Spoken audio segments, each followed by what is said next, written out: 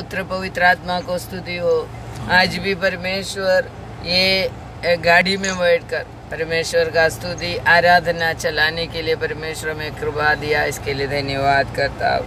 आज हमें चिंता करने के लिए परमेश्वर देने वाला वचन मत्ती का सुसमाचार 6वां अध्याय का 3:9 से लेकर 13 तक हमें सबको मालूम है यीशु अपना शिष्य लोगों को सिखाया हुआ प्रार्थना है।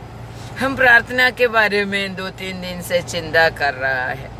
तो ये प्रार्थना एक हमें सामने रखकर कैसा हमें प्रार्थना करने का है करके यीशु मसीह में सिखाया, शिष्यों को सिखाया। जो उनका शिष्य बनते हैं वो शिष्य लोग ऐसा प्रार्थना करना मांगते हैं। इसके लिए हम वो वचन हम पढ़ेंगे, वो मत्ती का सुसमाचार का 6वां अध्याय का 9 से लेकर 13 तक एक बार पढ़ेंगे हिंदी में।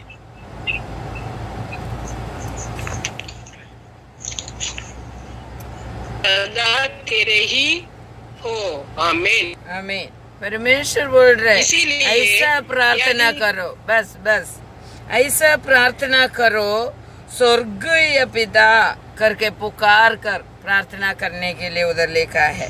तो ये हमें एक एग्जाम्पल दिया है, तुम ऐसा प्रार्थना करने का, ऐसा प्रार्थना करने का समय ये सभी लोग बोलते पिता परमेश्वर का प्रार्थना है, इसको दोहराना मांगते करके बोलता है, मगर दोहराएगा तो भी हमें आशीष मिलेगा नहीं। वो प्रार्थना के अनुसार हम प्रार्थना करेगा तो भी आशीष मिलेगा। हालेलुया। तो शिष्यन्मार्ग प्रार्थना नहीं तो हमारे यीशु प्रभु का प्रार्थना, पिता परमेश्वर से कैसा प्रार्थना करने का है, ये यीशु प्रभु अपना शिष्यों को बताया है। तो ये यीशु का प्रार्थना है, ये शिष्य लोगों का प्रार्थना है, ये हमारा प्रार्थना है पिता परमेश्वर से हमें कैसा प्रार्थना करने का। तो हमें घुटने में खड़ा रहकर हमें ये प्रार्थना करना मांगते। हम परमेश्वर के सामने घुटने में खड़ा रहना बोलेगा तो क्या है, हम दीन बनकर प्रार्थना करना मांगते हैं, हम नम्र बनकर प्रार्थना करना मांगते हैं। ये परमेश्वर बोल रहे हैं। घुटना का दर्द रहने वाला घुटने में खड़ा रहने का जरूरत नहीं, क्योंकि दीन मन से तन से दीन बनेगा तो बस हो गया। हालेलुया। हम दीन बनकर प्रार्थना करने वाला व्यक्ति बनना मांगता है। क्योंकि हम घुटने में क्यों खड़ा रहते हैं, क्योंकि मेरा परमेश्वर योग्य है उनके सामने घुटना टेकने के लिए। मेरा परमेश्वर योग्य है, इसके लिए हम घुटना टेकते हैं, इसके लिए उनके सामने दीन बनते हैं, इसके लिए उनके सामने हम सिर झुकाता है और इसके लिए हम हाथ उठाकर अपने आप को समर्पण करता है। हालेलुया। तो हमें कैसा कैसा दीन बनने का है, कैसा कैसा परमेश्वर से प्रार्थना करने का है, वही हमें आज सीखने का है। हालेलुया। दानियल के बारे में हम आज सीखेगा। तो दानियल के पुस्तक में 6वां अध्याय में दानियल सिंहों का कुंड में क्यों गिरा था करके हमें मालूम पड़ेगा, क्योंकि दानियल को कोई बहुत ही श्रेष्ठता उनका जीवन में था, फिर भी वो सिंहों का कुंड में गिर गया। कारण क्या है, वो प्रार्थना किया, इसके वजह से उसको दानियल को सिंहों का कुंड में डाल दिया। हालेलुया। दानियल के बारे में देखो 6वां अध्याय का 3 वचन हम पढ़ेगा। तो എന്നാൽ ദാനിയേൽ ഉത്കൃഷ്ട മാനസനായിരുന്നതുകൊണ്ട് അവൻ അധ്യക്ഷന്മാരിലും പ്രധാന ദേശാധിപന്മാരിലും വിശിഷ്ടനായി വിളങ്ങി. രാജാവ് അവനെ സർവ്വരാജ്യത്തിനും അധികാരിയാക്കുവാൻ വിചാരിച്ചു. ഹല്ലേലൂയ. क्यों दानियल सिंह का कुंड में क्यों गिर गया, जरा हिंदी में पढ़िए।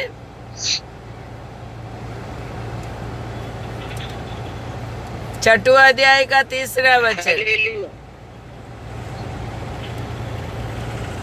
उत्तम आत्मा रहती है, तब उसके उन अध्यक्षों और अधिपतियों से भी सोचता था कि उसको सारे राज्य के, आवाज नहीं आ रहा है? हेलो, आया ना?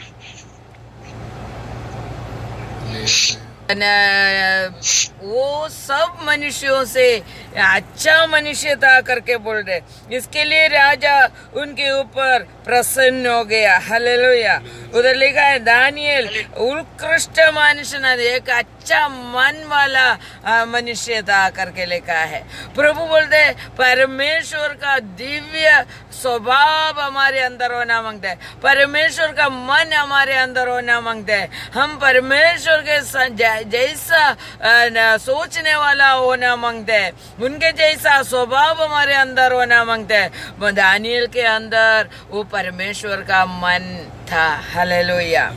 परमेश्वर के जैसा सोचने वाला, परमेश्वर के बारे में सोचने वाला, परमेश्वर के इच्छा के अनुसार सोचने वाला एक मन दानियल में था करके हमें उधर से मालूम पड़ेगा।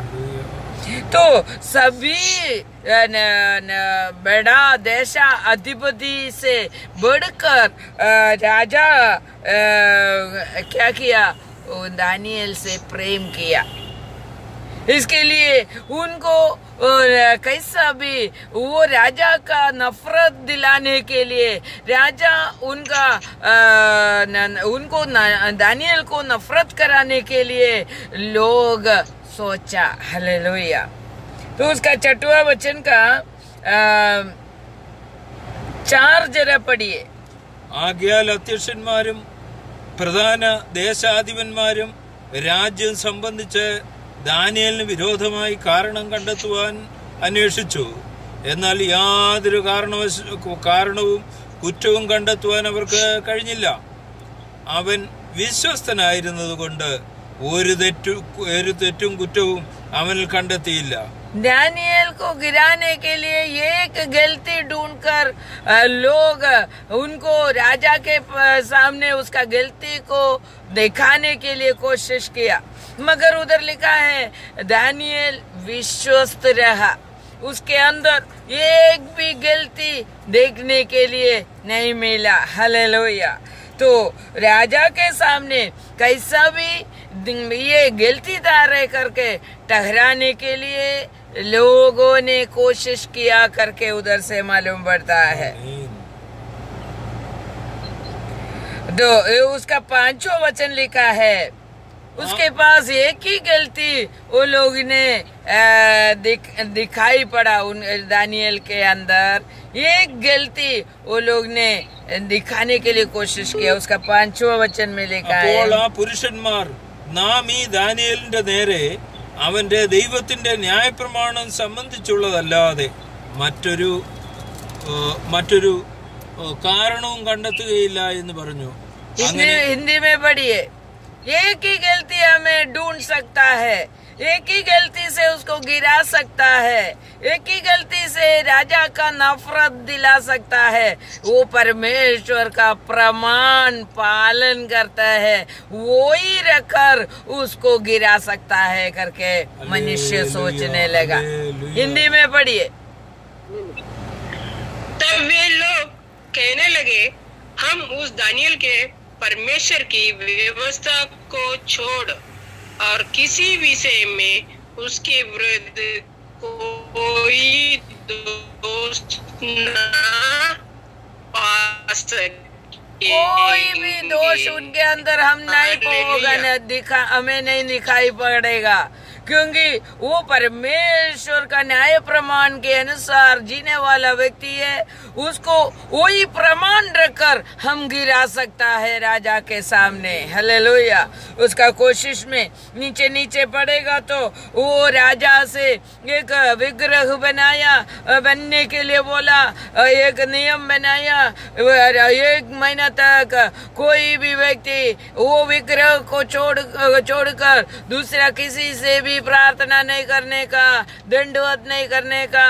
इसलिए राजा बनाने वाला वो विग्रह को राजा से अनुमति लेकर विग्रह बनाया और राजा का मुद्रा वो विग्रह के ऊपर रखकर वो राजा का नियम बनाया।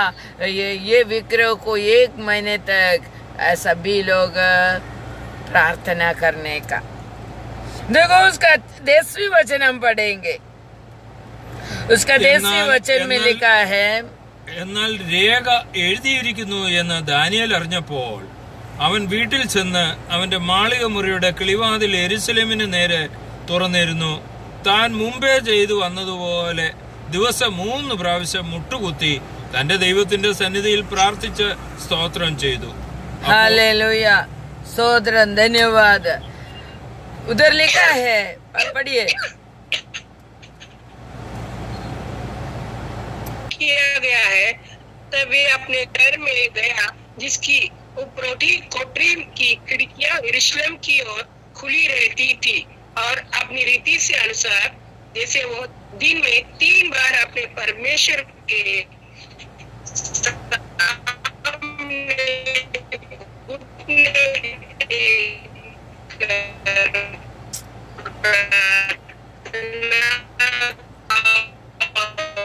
उधर लिखा है दानियल के विरुद्ध उसको गलती ढूंढने के लिए नियम बनवाया। राजा से, सिर्फ राजा से प्रार्थना करना मांगते है। 30 दिन तक कोई भी परमेश्वर से कोई भी व्यक्ति प्रार्थना नहीं करने का। तो तभी ये नियम बनाया करके मालूम पड़ा तो दानियल ने क्या किया, उन्होंने करके आया, वैसा ही करने के लिए तैयार हो गया।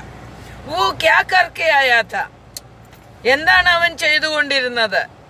ദിവസം 3 പ്രാവശ്യം ദൈവസന്നിധിയിൽ മുട്ടുകുത്തി പ്രാർത്ഥിക്കുന്ന ഒരു സ്വഭാവം ദാനിയേലിനുണ്ടായിരുന്നു। दिन में 3 बार घुटना टेककर प्रार्थना करने वाला स्वभाव दानियल को था।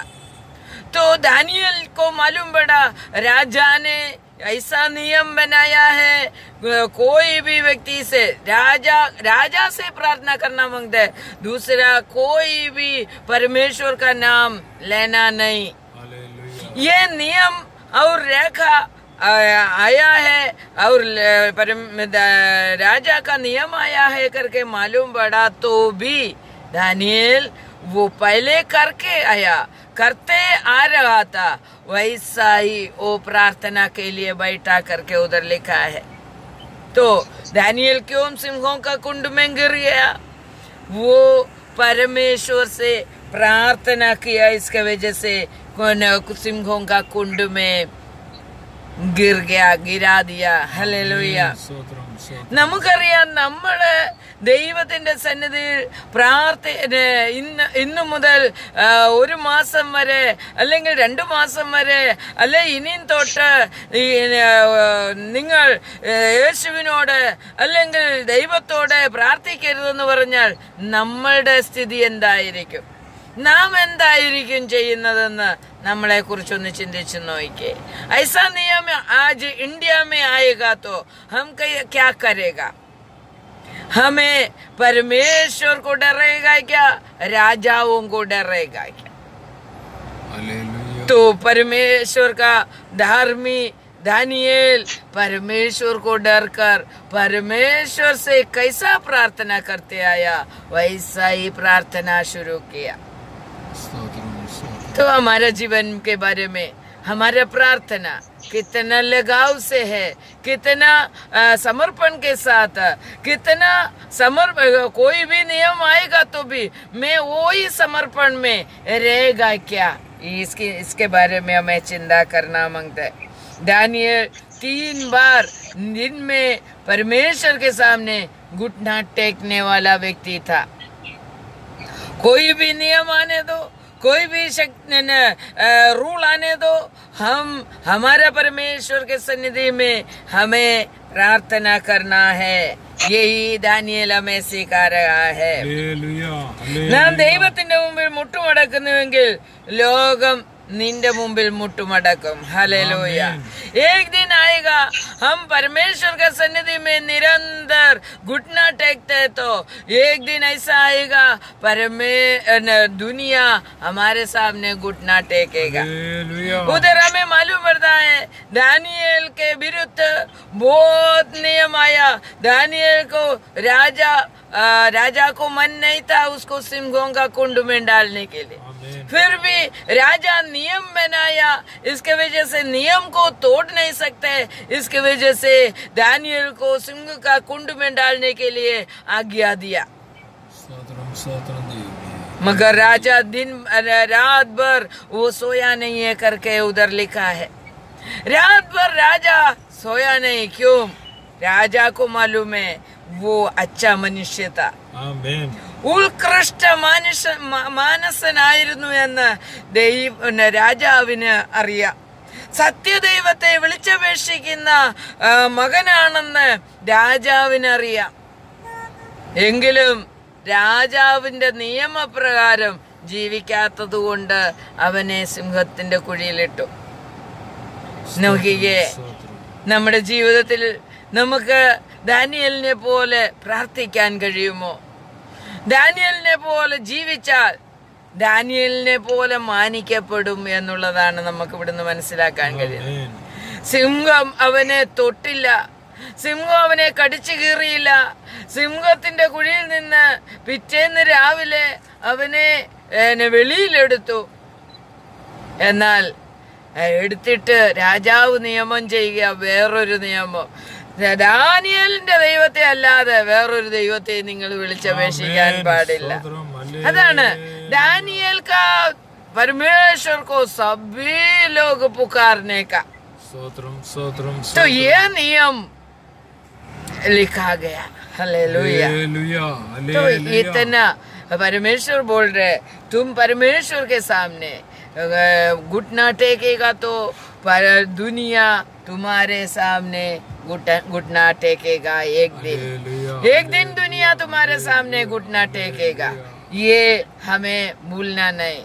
हम दुनिया का इच्छा के अनुसार जिएगा तो, दुनिया के इच्छा के अनुसार हम प्रार्थना करेगा तो हमारा प्रार्थना परमेश्वर के सन्निधि में अनसुनी हो जाएगा. നമ്മുടെ പ്രാർത്ഥനയ്ക്ക് മറുപടി ഇല്ലാതെ വരും. അതുകൊണ്ട് हमारा प्रार्थना परमेश्वर का हित के अनुसार, इच्छा के अनुसार होना मांगते. നമ്മുടെ പ്രാർത്ഥന ദൈവത്തിന്റെ ഹിതപ്രകാരമായിരിക്കണം. എന്നാൽ മാത്രമേ ദൈവം ദാനിയേലിന്റെ മുമ്പിൽ പ്രവർത്തിച്ചതുപോലെ നമ്മുടെ ജീവിതത്തിൽ പ്രവർത്തിക്കുകയുള്ളൂ.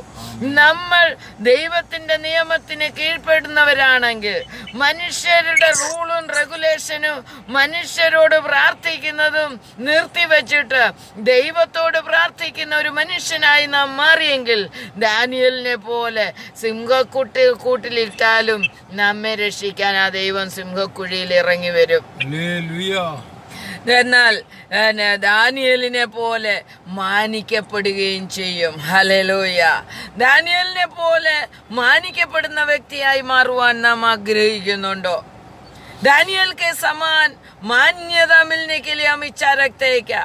दानियल के समान मान्यता मिलने का है तो दानियल के समान प्रार्थना करना मांगते हैं. हालेलुया. कोई भी चीज को, कोई भी व्यक्ति को, कोई भी नियम को डरना नहीं. हालेलुया. परमेश्वर को डर कर परमेश्वर का मर्जी से जीना है. हालेलुया. तभी दानियल को बचाया, परमेश्वर हमें भी बचाएगा. दानियल को कौन सा दुनिया दानियल के सामने घुटना टेका, वैसा ही हमारे सामने भी दुनिया घुटना टेकेगा. ഹല്ലേലൂയ. അതുകൊണ്ട് ദൈവത്തിന്റെ മുമ്പിൽ നമ്മൾ നമ്മുടെ എല്ലാ ഭയവും കളഞ്ഞിട്ട്, എല്ലാ പേടിയും കളഞ്ഞിട്ട് നാം ദൈവത്തിന്റെ മുമ്പിൽ മുട്ടുമടക്കുന്നെങ്കിൽ, നാം ദൈവം ആഗ്രഹിക്കുന്ന വിധത്തിൽ പ്രാർത്ഥിക്കുന്നുവെങ്കിൽ ദൈവം നമ്മളെയും മാനിക്കും. ഹല്ലേലൂയ. ദൈവം നമ്മളെയും ലോകത്തിന്റെ മുമ്പിൽ മാനിക്കും. दुनिया के सामने हमें मान्यता देगा. हमारा नफरत करने वाला लोगों के सामने हमें मान्यता देगा. हमें भला बुरा कहने वाला लोगों के सामने परमेश्वर हमें मान्यता देगा. हालेलुया. സ്തോത്രം. പഴയ നിയമത്തിൽ ദൈവത്തെ പിതാവേ മാസ്റ്റർ അല്ലെ യജമാനനെ എന്ന് വിളിച്ചുകൊണ്ടാ എല്ലാവരും പ്രാർത്ഥിച്ചത്. ഹല്ലേലൂയ. നമ്മൾ നമ്മുടെ യജമാനനായിട്ട് ദൈവത്തെ കാണുവാൻ കഴിയുമോ? ഹല്ലേലൂയ. യജമാനൻ എന്ന് പറഞ്ഞ എനിക്ക് വേണ്ടി എല്ലാം ചെയ്തു തരുന്ന വ്യക്തി. ഹല്ലേലൂയ. എന്റെ യജമാനൻ. ഹല്ലേലൂയ എന്ന് പറയുവാൻ നമുക്ക് കഴിയണം. ഹല്ലേലൂയ. സ്തോത്രം. പുതിയ നിയമത്തിൽ നമ്മൾ പിതാവേ, ദൈവം അല്ലെങ്കിൽ പിതാവാണെന്ന് പറയുന്നു. ഹല്ലേലൂയ. യജമാനനായിട്ടല്ല, എന്റെ കാര്യങ്ങൾ നടത്തി തരുന്നത് ഒരു വ്യക്തിയായിട്ടല്ല. നമ്മൾ ഇന്ന് പുതിയ നിയമത്തിൽ ദൈവത്തെ കാണേണ്ടത് എന്റെ പിതാവായിട്ട് കാണുവാനിടയായി തീരണം. ഹല്ലേലൂയ. യജമാനനാണെങ്കിൽ നമ്മൾ എന്ത് ചെയ്യുന്നു? യജമാനനെ സേവിച്ചിട്ട് നമ്മൾ നമ്മുടെ ഭവനത്തിലേക്ക് പോകും. ഹല്ലേലൂയ. നമ്മുടെ ദൈവം നമ്മുടെ പിതാവാണെങ്കിൽ എന്ത് സംഭവിക്കും? പിതാവിന്റെ ഭവനത്തിൽ തന്നെ വസിക്കും. ഹല്ലേലൂയ. നമ്മൾ ദൈവത്തെ പിതാവായി കാണുന്നെങ്കിൽ ദൈവത്തിന്റെ കൂടെ നമ്മൾ വസിക്കും. ഹല്ലേലൂയ. ദൈവത്തെ യജമാനനായി കാണുന്നുവെങ്കിൽ നാം യജമാനനെ സേവിച്ചിട്ട് നമ്മൾ എവിടെ ജീവിക്കുന്ന എവിടേക്ക് പോകും. ഹല്ലേലൂയ. അതുകൊണ്ട് നമ്മള് പുതിയ നിയമത്തിൽ പുത്രത്വത്തിന്റെ അവകാശം തന്നുകൊണ്ട് അബ്ബാ പിതാവേ, നമ്മള് മത്തായിയുടെ സുവിശേഷം 6:9 തൊട്ട് നമ്മൾ വായിച്ചു, സ്വർഗസ്ഥനായ പിതാവേ എന്ന് പ്രാർത്ഥിക്കുവാനുള്ള യോഗ്യത നമുക്കുണ്ടാകണം. ഈ സ്വർഗസ്ഥനായ പിതാവ്, നാം യജമാനനായിട്ടാണോ ദൈവത്തെ കാണുന്നത്? പുത്രത്വത്തിന്റെ അവകാശത്തിലേക്ക് നമ്മൾ വന്നിട്ടുണ്ടോ? പിതാവിന്റെ കൂടെ വസിക്കുവാൻ യോഗ്യത നമുക്കുണ്ടോ എന്നുള്ളതാണ് നാം ഇന്ന് പരിശോധിക്കേണ്ടത്. പ്രാർത്ഥിച്ചാൽ മാത്രം പോരാ, യോഗ്യതയോടുകൂടി പ്രാർത്ഥിക്കണം. കൂടെ വസിച്ചുകൊണ്ട് പ്രാർത്ഥിക്കണം. കൂടെ ഇരുന്നു കൊണ്ട് പ്രാർത്ഥിക്കണം. ഹല്ലേലൂയ. परमेश्वर के साथ बैठने के बाद परमेश्वर का യോഹന്നാ സ്ലീഹ എന്താ ചെയ്തത്? കർത്താവിന്റെ മാറോട് ചാരിയിരുന്ന് പ്രാർത്ഥിച്ചു. ഹല്ലേലൂയ. परमेश्वर का छाती में सिर लगाकर प्रार्थना किया, बातें किया. हालेलुया. वैसा एक निकट आने का अवस्था, एक नजदीक होने का अवस्था, पिता से नजदीक बैठने का अवस्था हमें प्राप्त करना है. हालेलुया. അതുകൊണ്ട് ദൈവം നമ്മുടെ പിതാവാണോ എന്ന് ദൈവം നമ്മളോട് ചോദിക്കുകയാണ്. ഞാൻ നിന്റെ പിതാവാണെങ്കിൽ, ഞാൻ നിന്റെ അപ്പനാണെങ്കിൽ എന്നോടുള്ള ബഹുമാനം എവിടെ? ഹല്ലേലൂയ. ഇതാണ് ദൈവം ഇന്ന് നമ്മളോട് ചോദിക്കുന്നത്. ഓക്കെ, ദൈവം നമ്മുടെ പിതാവായി മാറണം, നമ്മൾ ദൈവത്തിന്റെ മക്കളായി മാറണം. ഇതാണ് ദൈവത്തിന്റെ ഉദ്ദേശം. ഹല്ലേലൂയ. അതിനുവേണ്ടിയാണ് മനുഷ്യൻ പാപം ചെയ്തപ്പോൾ ദൈവം എന്തോ ചെയ്തത്? ആദാമ് പാപം ചെയ്തപ്പോൾ ദൈവം എന്തായിരിക്കും ചെയ്തത്? ദൈവത്തിന് കരച്ചിൽ വന്ന് കാണും. ഹല്ലേലൂയ. ദൈവം കരഞ്ഞു കാണും, ദൈവം ദുഃഖിച്ചു കാണും. എന്റെ മകൻ, ഞാൻ എന്റെ കൈകൊണ്ട് സൃഷ്ടിച്ച മകൻ പാപം ചെയ്തപ്പം ദൈവത്തിന് ഒത്തിരി ദുഃഖം വരും. നമുക്കറിയാം, നമ്മുടെ മക്കള് നമുക്ക് നമ്മളോട് തെറ്റ് ചെയ്തിട്ട് പോകുമ്പോൾ നമുക്ക് എത്ര ദുഃഖമാണ്. അപ്പൊ ദൈവം ആദം പാപം ചെയ്തപ്പോൾ ദൈവത്തിന് വലിയ ദുഃഖം സംഭവിച്ചു. എന്നിട്ട് ദൈവം അത് ക്ഷമിച്ചിട്ട് എന്ത് ചെയ്തു? മനുഷ്യപുത്രനായി യേശുവിനെ ഈ ലോകത്തിലേക്ക് വരുത്തി. മനുഷ്യനായി യേശു ഈ ലോകത്തിൽ വന്നിട്ട് ദൈവത്തിൽ നിന്ന് അകന്ന മനുഷ്യനെ യേശുവിൽ കൂടി ദൈവത്തിന്റെ മക്കളാക്കി മാറ്റുകയാണ്. ദൈവത്തിൽ നിന്ന് അകന്നുപോയ മനുഷ്യനെ യേശുവിൽ കൂടി ദൈവത്തിന്റെ മക്കളാക്കി മാറ്റുവാൻ ദൈവം ആഗ്രഹിക്കുന്നു. എന്നെ പിതാവേ എന്ന് വിളിക്കുന്ന മക്കളായി മാറണം. ഹല്ലേലൂയ.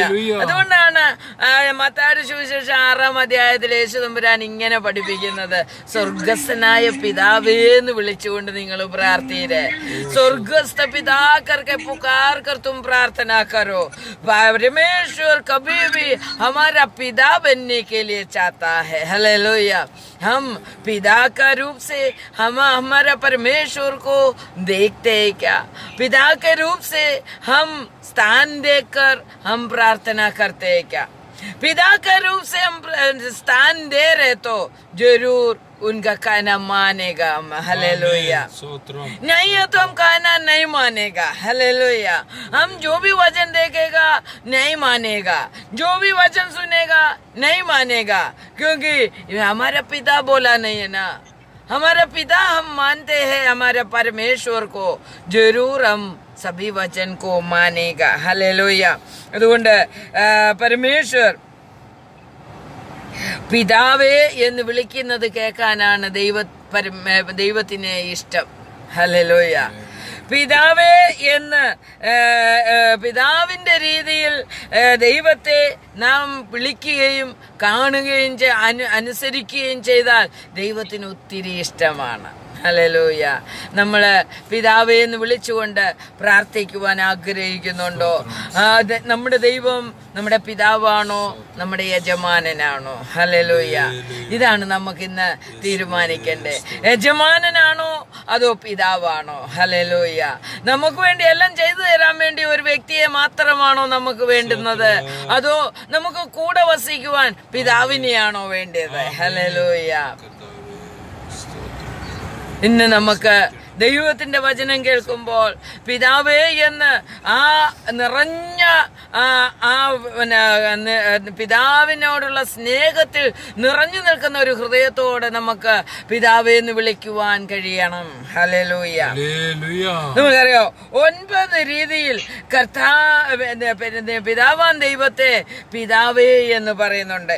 ഏതെല്ലാം തരത്തിലാണ് പിതാവേ എന്ന് വിളിക്കുന്നതെന്ന് നമുക്ക് നോക്കാം. 9 രീതി.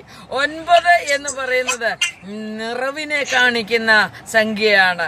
9 രീതിയിൽ പിതാവിനെ പിതാവേ എന്ന് വിളിക്കുന്നു. യാക്കോബിന്റെ ലേഖനം എടുത്താല് याकूब का पत्री पहले अध्याय का 17वां वचन हम पढ़ेंगे। याकूब का लेखन पहले अध्याय का 17वां वचन में എല്ലാ ദാനവും തികഞ്ഞ വരവും ഒക്കെയും ഉയരത്തിൽ നിന്ന് വെളിച്ചങ്ങളുടെ പിതാവെങ്കിൽ നിന്ന് ഇറങ്ങി വരുന്നു. ഹല്ലേലൂയ. അവിടെ എന്താ കർത്താവിനെ വിളിച്ചേക്കുന്നേ? എന്താ പിതാവിനെ വിളിച്ചേക്കുന്നേ? ദൈവം വെളിച്ചത്തിന്റെ പിതാവാണ്. ഹല്ലേലൂയ. ദൈവം വെളിച്ചത്തിന്റെ പിതാവാണ് എന്ന് മനസ്സിലാക്കിക്കൊണ്ട് നാം പ്രാർത്ഥിക്കണം. ഹിന്ദി മേ പഠിയേ.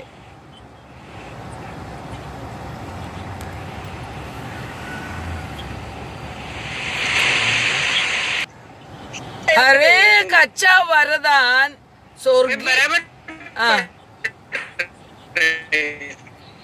हर एक अच्छा वरदान स्वर्गीय पिता जो प्रकाश का परमेश्वर के ओर से आता है, ज्योति का परमेश्वर के ओर से आता है, വെളിച്ചത്തിന്റെ പിതാവിൽ നിന്ന് വരുന്നു. ഹല്ലേലൂയ.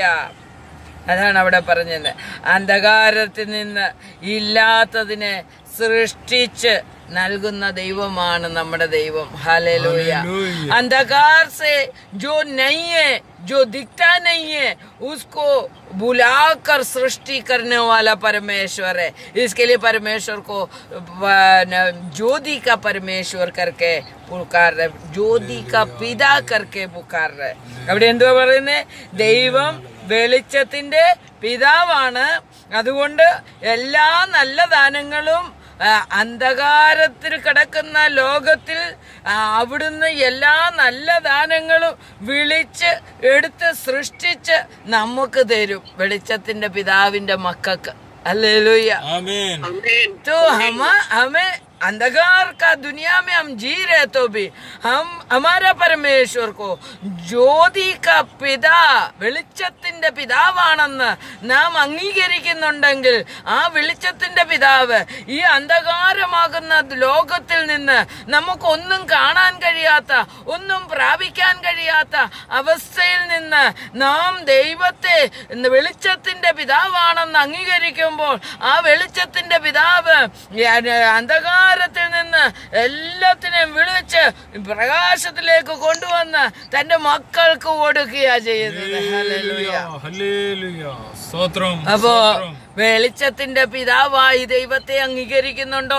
അതോ ഈ അന്ധകാരത്തിൽ കടന്നുകൊണ്ട്, ഈ അന്ധകാരത്തിൽ ഇരുന്നു കൊണ്ട് ദൈവമേ യേശുവേ എനിക്ക് ഇതും തരണമേ അതും തരണമേ ഇതും തരണമേ എന്ന് പറയുന്ന അവസ്ഥയാണോ?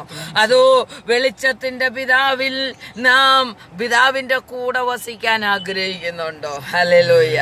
വെളിച്ചത്തിന്റെ പിതാവിന്റെ കൂടെ വസിച്ചാൽ വെളിച്ചത്തിന്റെ പിതാവ് അന്ധകാരത്തിൽ കിടക്കുന്ന, അല്ലെങ്കിൽ ലോകം അന്ധകാരം മൂടിക്കിടക്കുന്ന ലോകത്തിൽ കിടക്കുന്ന ആ വിശിഷ്ട വസ്തുക്കളെല്ലാം തന്റെ മക്കൾക്ക് വേണ്ടി, വെളിച്ചത്തിൽ വന്ന മക്കൾക്ക് വേണ്ടി വെളിച്ചത്തിലേക്ക് കൊണ്ടുവരും. ഹല്ലേലൂയ. നമുക്ക് നമ്മുടെ ദൈവം വെളിച്ചത്തിന്റെ പിതാവാണ് എന്ന് അംഗീകരിക്കുവാനും ആ വെളിച്ചത്തിന്റെ പിതാവിന്റെ കൂടെ ജീവിക്കുവാനും ഒരു മനസ്സ് വെക്കണം എന്ന് ദൈവം ആഗ്രഹിക്കുന്നു. വെളിച്ചത്തിന്റെ പിതാവിനോട് പ്രാർത്ഥിക്കാൻ, പിതാവേ എന്ന് വിളിച്ചുകൊണ്ട് പ്രാർത്ഥിക്കുവാൻ ഉള്ള ഒരു യോഗ്യത നമ്മൾ പ്രാപിച്ചെടുക്കണം. നമ്മൾ പിതാവാൻ ദൈവത്തിന്റെ 9 ടൈറ്റിലാണ് നമ്മൾ ചിന്തിക്കാൻ പോകുന്നത്. ഒന്നാമത്തെ ടൈറ്റിലാണ് അവൻ വെളിച്ചത്തിന്റെ പിതാവാണ്. സകല നല്ല ദാനങ്ങളും അവനിൽ നിന്ന് വരുന്നു. ഹല്ലേലൂയ. അതുകൊണ്ട് നമ്മൾ എന്ത് ചെയ്യണം? നല്ല ദാനങ്ങളെ കിട്ടാൻ നമ്മൾ അവന്റെ അടുത്തേക്ക് ചെല്ലണം. വെളിച്ചത്തിന്റെ പിതാവിന്റെ അടുത്തേക്ക് നമ്മൾ ചെല്ലണം. അപ്പോഴാണ് നല്ല ദാനങ്ങളെല്ലാം നമുക്ക് ലഭിക്കുന്നത്. ഹല്ലേലൂയ. അതുകൊണ്ട് ദൈവസന്നിധി നമുക്ക് സമർപ്പിക്കാം. ഈ 9 ടൈറ്റിലും നമ്മൾ വരുന്ന ദിവസങ്ങളിൽ നമ്മൾ ചിന്തിച്ചുകൊണ്ടേയിരിക്കും. ഇന്നത്തെ ദിവസം ദൈവത്തിന്റെ ഈ വചനത്താൽ എല്ലാവരും അനുഗ്രഹിക്കപ്പെടുമാറാകട്ടെ. പുതിയ വർഷത്തിൽ പുതിയ കൃപകളോടുകൂടി ജീവിപ്പാൻ, നമ്മുടെ പിതാവിന്റെ കൂടെ വസിക്കുവാൻ, പിതാവിന്റെ ഭവനത്തിൽ വസിക്കുവാൻ നാം ഓരോരുത്തരും ഒരുക്കപ്പെടണം. അതിനായിട്ട് ദൈവം ഈ വചനത്താൽ നമ്മെ സഹായിക്കട്ടെ എന്ന് പ്രാർത്ഥിച്ചുകൊണ്ട് വചനത്തിൽ നിന്ന് വിരമിക്കുന്നു. ദൈവനാമ മഹത്വം ഉണ്ടാകട്ടെ. ആമേൻ. ഈ വീഡിയോ നിങ്ങൾ കേട്ട് സബ്സ്ക്രൈബ് ചെയ്യണം. ഇത് എല്ലാവർക്കും ഷെയർ ചെയ്ത് കൊടുക്കണം. ദൈവം തമ്പുരാൻ ഈ വചനങ്ങളാൽ നിങ്ങളെ അനുഗ്രഹിക്കട്ടെ. ഇതിൻ്റെ 2ാമത്തെ വീഡിയോ അടുത്ത ദിവസം നമുക്ക് കേൾക്കാം. ദൈവം എല്ലാവരെയും അനുഗ്രഹിക്കുമാറാകട്ടെ.